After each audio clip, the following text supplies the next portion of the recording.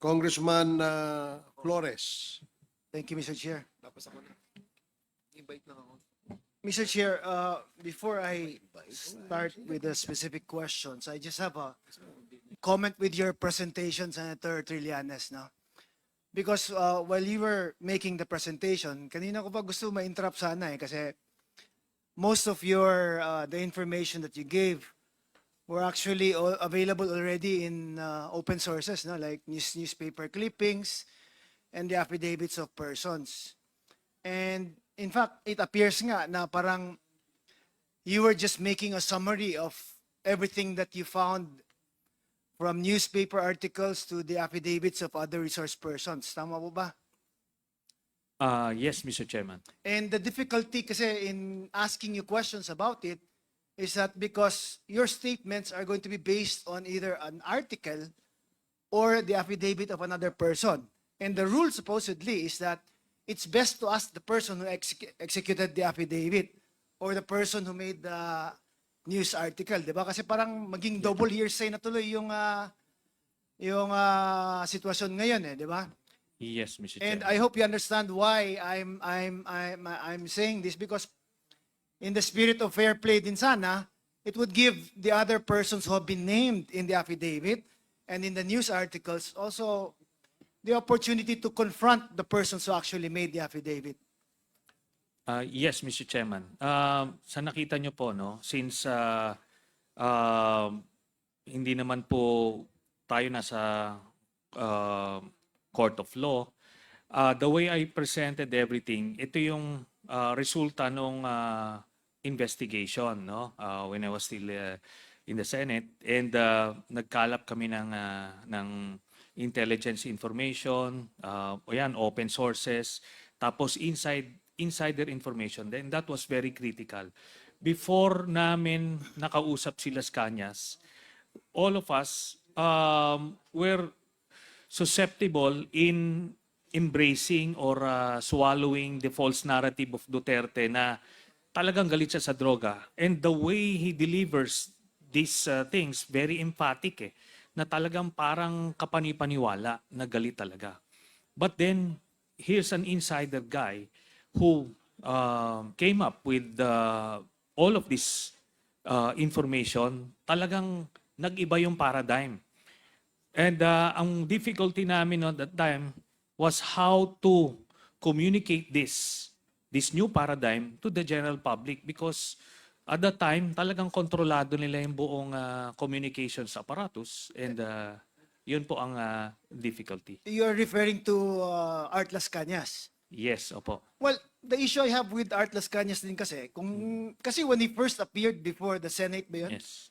He was saying a different thing. In fact, he was defending then President Duterte. It was only a few months after where he recanted and made another statement about the involvement of then President Duterte about drugs. Opo. And every time kasi we present a witness na parang says something and then does another thing, Yeah. medyo kami din ang natatamaan dyan di ba? Kasi it's parang coming from a tainted source. That's why I hope you understand my sentiments po, because I always want to protect also the integrity of this committee. That's why I'm bringing these issues up, no? Kasi while I was listening to you kanina, it's either Art Las Cañas, Asierto, or the other newspaper articles ang basis ng ano. I was really hoping that you could have given us more concrete siguro evidence po on what actually to support the allegations made by Las Cañas. Okay. I totally agree, no? Especially coming from lawyers, very strict yung discipline nila about witnesses recanting. But as ano po, no, as a non-lawyer, in my case, when I was still a cadet, I was the chairman of this honor committee. Talagang we do investigative work, and we profile the subjects, demeanor. So, na-acquire ito. When I was in the Navy, as an investigation officer, nakikita mo you'll be able to know whether somebody is lying and somebody is telling the truth. no? Pwedeng matest po yan in so many ways, mabibet. Pero po yung ano ho, yung paglalay at the first instance, depende po sa circumstances. When they are fearful of their own lives, it is totally understandable. At pero dito po, ang nangyari sa kanya, talagang he risked everything eh. Kumbaga hindi ako makapaniwala nung unang sinabing babaliktad si Las Cañas because doon sa first appearance niya sa Senate, talagang ano to, matindi talaga, no? Hardcore siya. Pero kaya binet muna namin. First few, baka mapapatibong kami. Pero yun na eh. Talagang parang ayaw niya na. He doesn't want to be burdened by all of these people he killed. So yun na, he was out for redemption. Thank you, Yeah. sir. Apo. I just made that Apo. observation kasi I just want, of course, the Quadcom to be above Yes. the suspicion ba na we're just allowing statements like that to be coming out from resource persons. Now, with regards to Michael Yang po, when Acerto was making his allegations about Michael Yang, he said that the very first information he got about Michael Yang was about the Dumoy laboratory. And in that Dumoy laboratory, parang ang role lang ni Michael Yang at that time was supposedly securing the precursors. Yes. Pero meaning he's not really involved in the manufacturing of drugs, but securing resources that are needed to manufacture these things. Parang negosyante lang na may pinagkakakitaan. Tama po ba? Was that confirmed by your research po? If you will only take the information from Colonel Acerto, then that's the conclusion that you'll get. But in our case, nakuha na namin yung initially yung bank documents, Mr. Chairman, nandoon na yung Sami Uy. Nung lumabas yun, hinahanap namin ano kaya itong pumapasok na pera na ito from government coffers or illegal mining activities, kung ano-ano. But eventually, nung si Las Cañas pumasok, and we got him around January of 2017 eh. A few months before the appearance of Colonel Acerto. So by then, nakita na namin from the new paradigm itong mga information na to. Kaya nag-fit ho siya dun sa buong narrative. So Michael Yang and Alan Lim and sino po yung isa na Si Charlie Tan, Sami Uy. Charlie Tan, Ayun Sami po, Uy. Now, si Alan Lim naman, ang relations niya with Michael Yang, where did it start ba? Saan nagsimula yung connections nila? Apparently, since hindi alam ni Las Cañas, si Alan Lim vaguely pumupunta lang daw a few times sa Davao. So kumuha kami ng other sources of information from the whether domestic law enforcers or foreign law enforcers. Itong si Alan Lim, apparently, mas senior siya kay Michael Yang at that time. Parang junior itong si Michael Yang. Mas senior pa yung kanyang kapatid na si Tony Yang. May ano sila eh, meron silang seniority dun sa kanilang triad.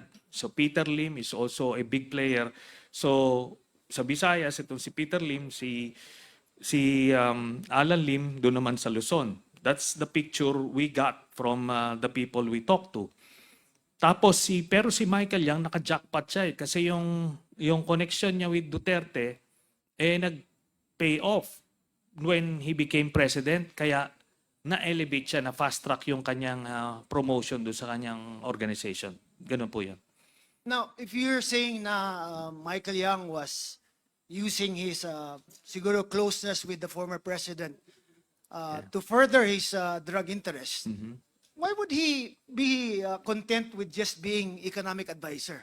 Why not ask for a different position which would give him siguro more access to whatever he's doing, di ba? But that's a question that most people would say. Di ba kung involved siya sa drugs, bakit economic advisor lang ginawa? Wala naman niyang benefit to his business. ito po yung benefit nun. Unang-una, he cannot be given a regular cabinet position because he is a Chinese national. No? So, yan yon. Yung economic advisor is just a title to project to the whole bureaucracy na ano ito, malakas itong tao na ito. That's going to afford him the protection that he needs, no? Yung connection do sa network kasi binabout siya eh. And yung pinag-uusapan kung paano nag-pay off yung kanyang closeness, dun sa family issue, yun po, di ba, lumabas. Kahit nasa labas siya, ang dami niya nakuhang kontrata because of that connection. At hindi pa po na may mention dito yung kinita nila dun sa Sinovac, no? Dun sa Sinovac, based dun sa mga nakuha naming dokumento, ay ano po yan, na-overprice niya ng 2,000 pesos per vial at bumili sila ng 50 million vials.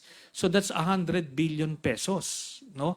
Yun po ang pinakamalaking racket nila na nakuha because of that connection and protection, Mr. Chairman. Now, you also testified earlier na Sammy Uy, no, was the one who introduced Michael Yang to the president. Is that correct? Yes, Mr. President. Now, Sammy Uy is known to be close to the president even when he was still mayor pa. Yes. But for not about ako, I know that it wasn't about drugs na ang association niya with the Dutertes. Paano naging biglang all of a sudden naging drugs to na angle na kung isipin natin it should have started way before eh. Kung yun man ang original intention ni Sammy Uy, di ba? Kasi he was already close to the president when the president was still mayor of Davao eh. Yes. And it did start way before. According dun sa interview ni Las Cañas, nag-start po silang tatlo mag-engage kay Duterte noong 2001. At major campaign contributor sila noong una. Tapos, ito na nga. Sabi ko nga, yung pag-profile kasi kay Las Cañas as an insider, as an inside man, it's either you will believe everything or you don't believe anything. Di ba? So, kaya nung una naming binevet ito si Las Cañas, we were validating everything. Kumbaga, ano bang motivation itong mamang ito? At I think if it's one skill set that we have is yun pong pagbevet, pagba-background check. So nakikita po namin yung mga motivations. And sinabi po niya ako ho, without you take out Las Cañas, pag nakita mo yung cover ni Sammy Uy, talagang maganda Maganda ho Kaso sinabi ni Las Cañas, and before that, nakuha po namin, Mr. Chairman, yung bank documents. Ando doon siya Bakit siya nagbibigay ng 40 to 50 million dun sa 5 members of the family every 6 months? Ano yun? Anong klaseng business po yan? Tapos marami pa pong eventually kung in an impeachment court, hypothetically, lalabas po yan. Kung kanino galing pumapasok po yan. At ang blunder po ni Duterte, ginawa ho niyang joint account sila ni Sara So, ano po ito? Lumabas po doon. Pero you would agree with me, Senator, na there's nothing wrong naman in making political contributions to campaigns, di ba? I mean, a lot of businessmen do that, di ba? For as long as it is properly reported in your statements of contribution expenditures, okay lang yan, di ba? Okay lang po yan, Mr. Chairman, kung hindi mo alam. Kunyari ngayon, napag-uusapan na si Michael Yang as a drug lord. Would you accept a campaign contribution from Michael Yang? I don't think so. Siguro before, pag hindi mo pakilala, you'd be forgiven for that Alam niyo naman po, tayong mga politiko, pag may lumapit o gusto kong tumulong sa campaign mo, hindi naman tayo magche-check sa narco list o kung ano-ano. Di ba ho? We take these gestures at face value na they just want to help us. So, ganun po yan. Okay, now, pwede na, kasi ito di ba? Asierto first came out with Michael Yang in after 2016 na eh. Yes. Di ba? When Duterte was already president. Tama po ba? Yes, Mr. So, Chairman. I mean, if I was the president, I would still have accepted the donations prior to that. Kasi Yes. hindi pa lumulutang yung pangalan niya at that time, eh, di ba? Yes, Mr. So Chairman. there was nothing wrong with it at There's that nothing time. wrong. There's no? nothing wrong. So as far as contributions are concerned, then probably there was a valid excuse for the president to accept it because at that time, supposedly, hindi pa lumalabas yung pangalan ni Michael Yang as someone who is linked to the drug trade. Tama po ba? I totally agree, Mr. Chairman. Kaya ko lang naman nilabas yung SOSE because dito lumabas yung pangalan na talagang close sila. So, at that particular moment, and I agree with you, Mr. Chairman, walang problema pa. But in hindsight, may problema na. Ibig sabihin nun, yung sinasabi nilang narco-politician, yun na. Because Duterte knew about Sammy Uy's involvement in illegal drugs and siyang pumopondo. Yon kinoroborate yun ni Mr. Las Cañas noong 2001, Mr. Chairman.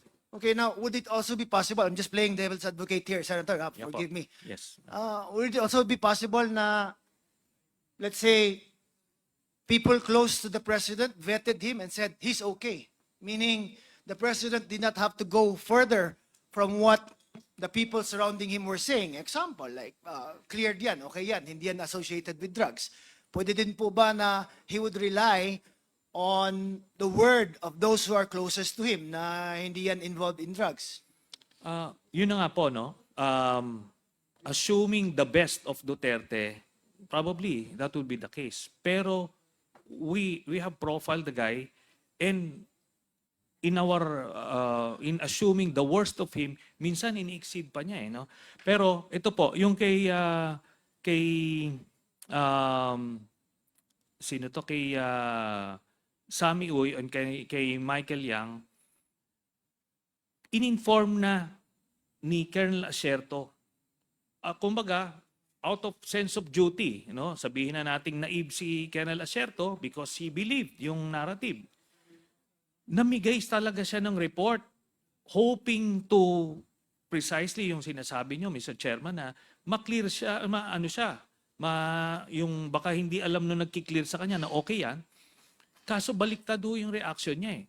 Kung totoong he had nothing to do with Mr. Yang, ang gagawin niya nung nakita niya yon, first thing toxic yan, ilayo niyo yan sa akin. Or, kung talagang pinapapatay niya yung mga drug lords, dapat napatay na po yun. Yun po, Mr. Chairman. Now, earlier din, when AMLAC was here, AMLAC said that the documents did not come from them. Yes. Yung present mong bank documents. But in earlier public pronouncements that were also made or also linked to you, you also said that it was AMLAC who gave you access to these documents. No, wala po akong sinabing gano'n, Mr. Chairman, kasi that would be illegal. No, that would be illegal. So, ang sinabi ko po, merong nagbigay sa akin ng mga dokumento na yon at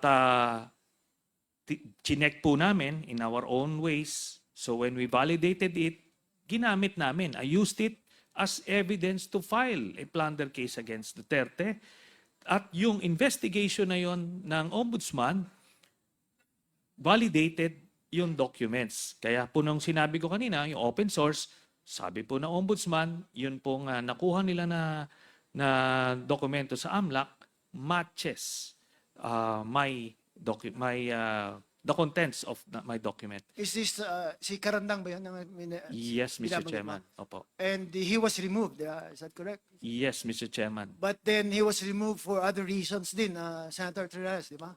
Hindi po. Kasi the primary reason is iniimbestigahan niya si Duterte and they were gaining some headway dun sa investigation na yun and Duterte needed to stop him from investigating, Mr. Chairman. Did we invite former Deputy Ombudsman Karandang? Should share? Hindi. But he was invited. Anyway, thank you, Senator Trillanes. DG Villanueva, I'll give you an opportunity because your name was mentioned earlier by the senator, di ba? Na you were supposedly, you had a big role actually in suppressing the information from coming out, especially linking Michael Yang and other personalities po. What is your comment to that, sir? Thank you, Mr. Chair, for giving me the opportunity. Hearing what Mr.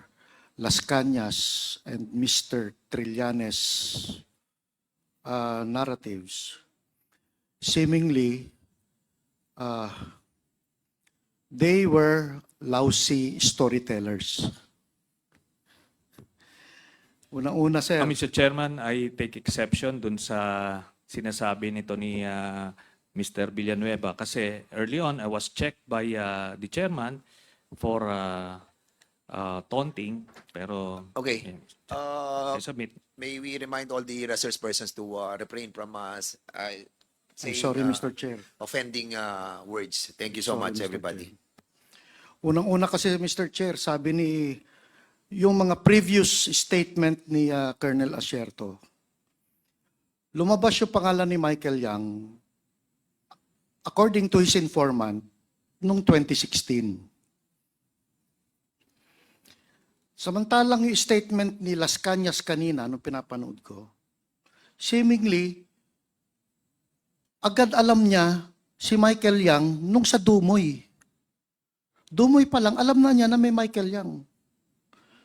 Now, Mr. Chair, for 3 months of our surveillance operation, isang team lang ang kay Colonel Asierto doon, lahat ng team sa PDEA 11. Walang anino si Las Cañas doon. And definitely, we have not involved anybody outside of AGSOT, the team of Colonel Asierto, and my team, because this was a delicate anti-drug operation. So definitely, paano malalaman ni Las Cañas na may Michael Yang? Hindi nga niya alam na may anti-drug operation sa clandestine laboratory. Pangalawa, sir, sabi ni Mr. Trillanes, the clandestine laboratory was operating under my nose. Ibig sabihin, nagmamanufacture na ang mga in-check ng shabu na hindi ko nalalaman. Maling-mali yun, Mr. Chair. For 3 months, nag-start sila ng actual manufacture December 26. Dahil tuwing gabi, Mr. Chair, nasisilip namin yung ginagawa nila. So, noong December 29, naglalatag na, nagpapatuyo na sila ng shabu eh. That is, noong December 28. That is why on December 29, nag-apply na kami ng search warrant. Okay, let me cut you off there, General. Sandali lang. You said the surveillance nyo sila for 3 months. Tama Yes, ba? Mr. Chair. So bakit nyo sinasurveillance for 3 months na 26 pa sila of December nag-start production? Mr. Chair, for 3 months, nagse-set up eh. Bumibili ng mga material, ng mga equipment, isa-set up ang equipment. Nung nakumpleto na lahat ang equipment and chemicals na ipasok na lahat sa Dumoy Laboratory, December 26, they start manufacturing. Kaya nga, sir, December 31 yung raid, di ba? Yes, Mr. Chair. So 3 months before that, it would be December, November, October. It started October 26, Mr. Chair. October, nag-start na kayo ng surveillance. Yes, Mr. Chair. Anong isa-surveil nyo kung hindi pa sila nagpuproduce ng drugs at that time? Again, Mr. Chair, nag-start kami ng surveillance December 26 dahil binigyan kami ng information. No, you said 3 months before. October 26, Yes, sir. dahil binigyan kami ng information ng USDEA na may paparating na Chinese chemist sa Davao City. Yun lang ang information, Mr. Chair. From the airport, nasundan namin hanggang dumating sila sa Arlene apartment.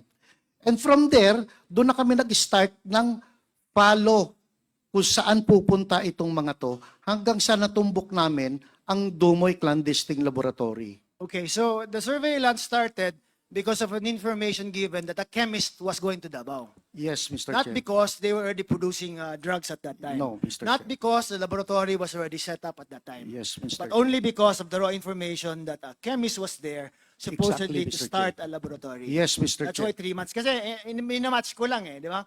Sa akin kasi, if you look at it, no, parang I hope you forgive me, Yes, Mr. Chair. 3 months before, anong i-surveillance mo kung wala pa nga yung laboratory?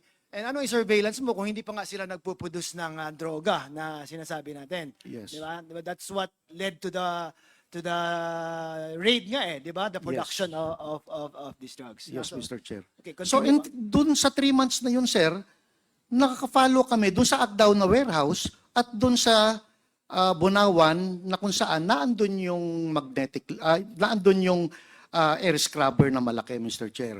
They just started manufacturing December 26. So on the third day, nag-apply na kami na search warrant dahil nagpapatuyo na sila ng shabu. So we applied December 29.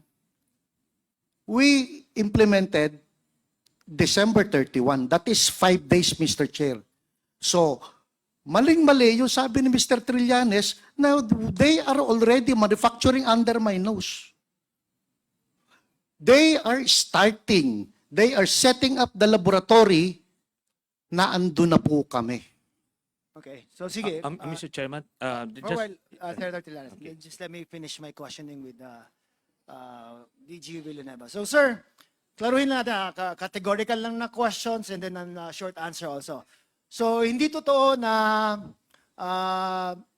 siguro kinover up mo ang some information to protect some of the personalities mentioned by Senator Trillanes. Like, ano It's po not yun? true na you protected or siguro kept information that would link Michael Yang. Wala pong Michael Yang sa laboratory, Mr. Chair. You did not keep information that would keep information about Sami Uy being involved in drugs. Hindi ko kilala yon, Mr. Chair. Hindi mo kilala si Sami Hindi ko Uy? kilala si Sami Uy. In Davao? Yes, sir. Oh, he's pretty popular in Davao, Sa drugs ako nasa nakatutok, drugs. Mr. Oh, Chair. kaya nga. Okay, but as a Hindi ko businessman, kilala, hindi mo Mr. kilala Chair. Sami Uy. Okay. Hindi mo kinontrol yung information as far as sino pa yung Charlie Tan is concerned. Nababalitaan ko si Charlie Tan na siya yung may-ari ng ET. KTV, yeah. Yun lang, Mr. Chair. But nothing that relates to the drugs. Nothing. Okay. So, again, Senator Trillanes, go ahead, sir. Well, unang-una, yung nire-refer natin, Mr. Chairman, about all of these things operating under his nose, yung Green Heights Subdivision. Tapos yung sinasabi ni Las Cañas, wala naman siyang sinabing part siya nung team nila. No? If only nakikinig siya doon sa interview, sinasabi niya, nandito siya sa side nila Duterte, dito siya, close in siya dito, nakita niya yung laro at galaw nila Sami Uy, Charlie Tan at Michael Yang. Dito siya sa part na to, tapos binigyan siya ng mission doon sa after nung raid to turn na sila ang magre-receive nung 11 galing sa tropa niya. So that was his first encounter with this guy. Kumaga, to clean up yung to cover up yung ano na nga yun, yung mess na yon kasi umabot na aabot kay Michael Yang. So doon siya, wala siya doon sa operating unit kasi part niya siya nung sindikato, double death squad ni Mr. Duterte. And ito yan, Mr. Chairman.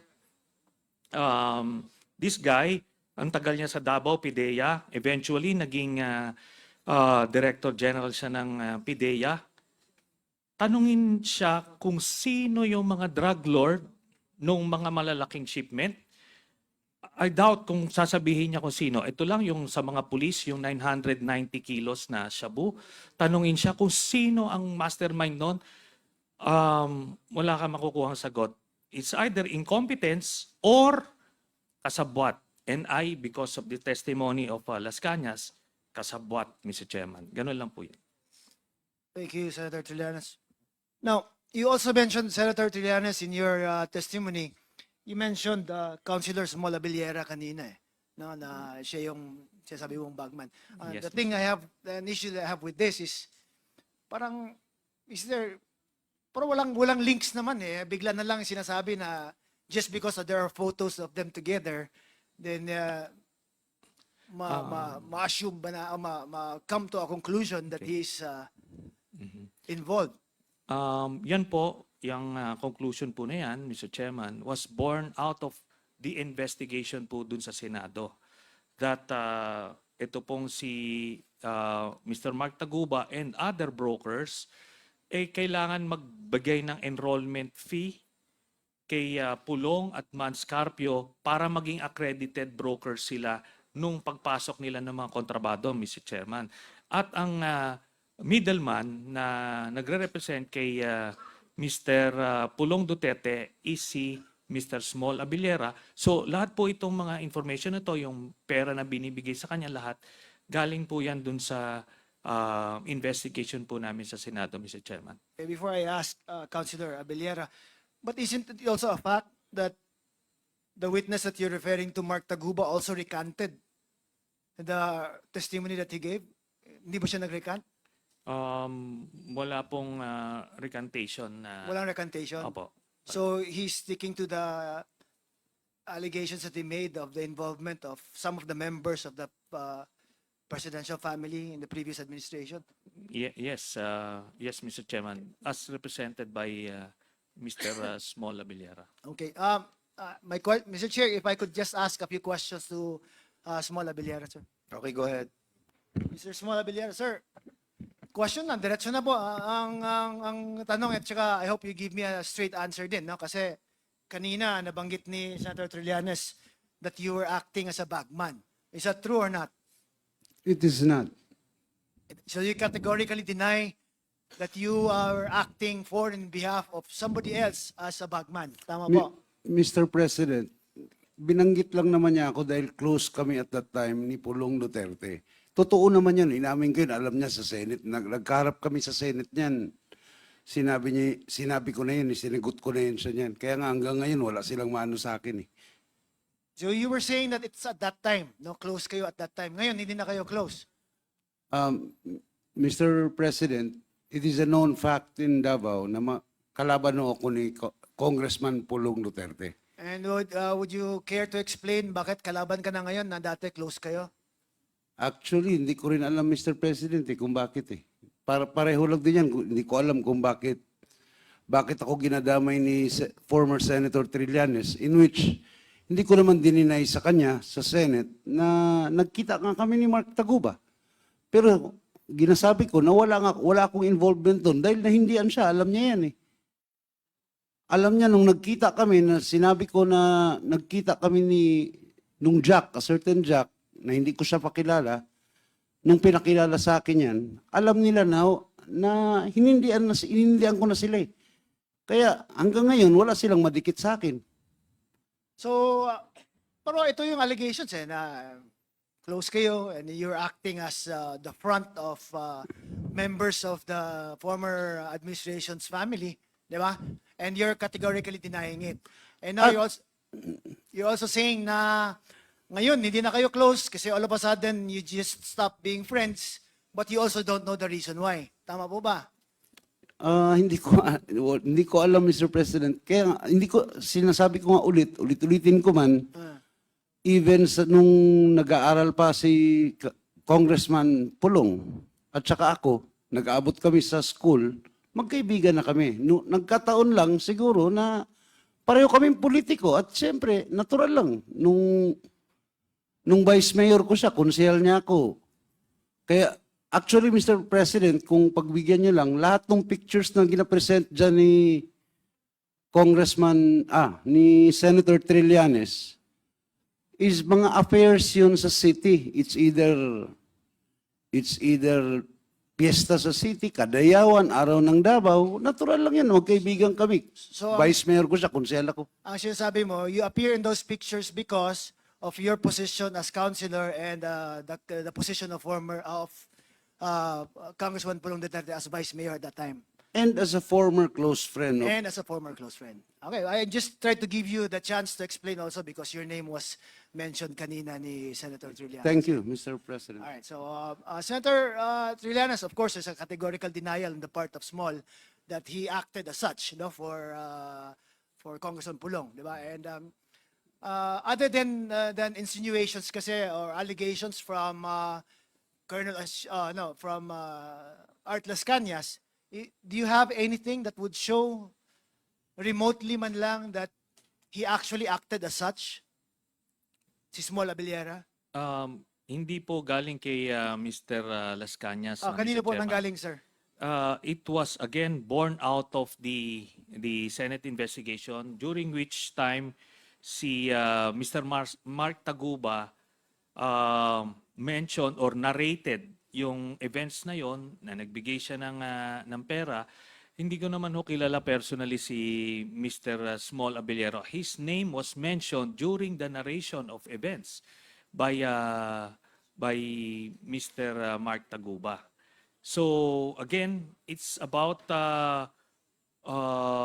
weighing or profiling kung sino ba sa kanila ang nagsasabi ng totoo based on motivations.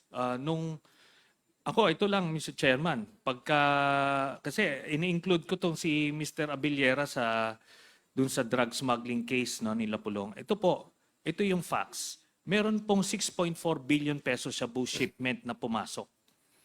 Okay, pumasok, pero wala hong drug lord. Ang na-convict ay yung broker at yung isang middleman, yung Kenneth Dong, who have both of whom do not have the capacity to import these things. Then you have information from other sources that it's Manscarpio and Pulong Duterte na kumokontrol nung importations at that time sa Bureau of Customs. Tapos, ito pang naging testimony ni Mr. Mark Taguba. Kumbaga, hindi ko po ito, Mr. Chairman, ginawa lang sa aking kathang-isip. Kung hindi, ito ang resulta po ng investigation, Mr. Chairman. Okay, thank you, Senator Trinas. Now, Mr. Small Abiliera, you testified earlier that you also know Mark Taguba, correct? No, Mr. You President. met him, sorry. I met him when he went to Davao because he wanted to be introduced to former Vice Mayor Pulong Duterte. Because you only wanted to be introduced. Yes, Not because- to a certain Jack, Mr. President. He was with Jack, which I knew before Mark Taguba. Okay, not because you had any business with customs. We're friends at that time, Mr. President. It is a known fact also in Davao. Just answer my question, Small, Mr. Chair. Ang tinatanong ko lang is, ang pagkakilala mo or when he was introduced, Mark Taguba was introduced to you, it's not because you had any business with the customs. Wala naman. Wala, Mr. It's not President. because you were importing anything through the customs. Wala None, naman. Mr. President. So there was no need for you to know Mr. Mark Taguba who was then acting as a broker. Tama po ba? At that time, Mr. President, hindi ko siya kilala broker. Hindi ko, wala. Yung Jack, Mr. President, ang kasama niya, which yun ang nakilala ko before him. So all the circumstances about you meeting with Mark Taguba had nothing to do with him being a broker with the customs. Wala.